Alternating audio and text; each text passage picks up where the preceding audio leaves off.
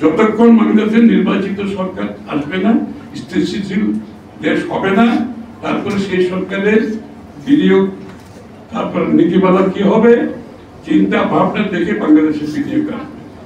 কিন্তু এটাকে ফুলিয়ে ফাঁপিয়ে এমন একটা চিত্র দেওয়ার চেষ্টা করছে বাংলাদেশে বিনিয়োগের স্বপ্নরাজ্য হয়েছে।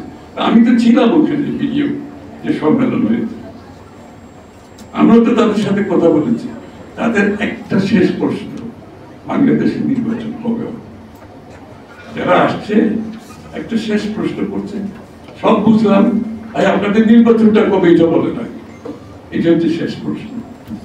এইটাকে আপনি নির্বাচনকে নিয়ে যদি আপনি এই যে এই কথাগুলো শেখ হাসিনাও বলতো, আপনাদের মনে নেই?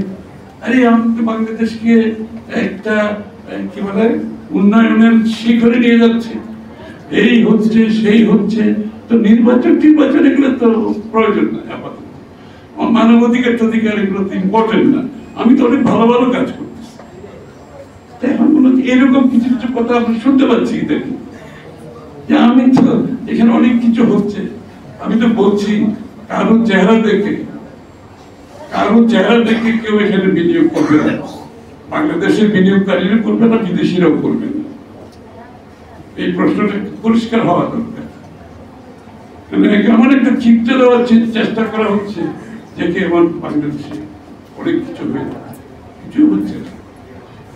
নির্বাচিত সরকার ব্যতীত অর্থনৈতিক কার্যক্রম আপনি বিনিয়োগের মাধ্যমে দেশের যে আগামী দিনের যে অর্থনীতিকে ঘুরে দাঁড়ানোর যে বড় বিষয়টা আছে সেটা সম্ভব হবে। যাই হোক, আমরা এখন সবাই একটা বিষয়ে ঐক্যবদ্ধ আছি। জাতি, অনেকে বলছে জাতিকে দ্বিধা বিভক্ত হচ্ছে, আমি কোনো দ্বিধা বিভক্ত দেখছি না।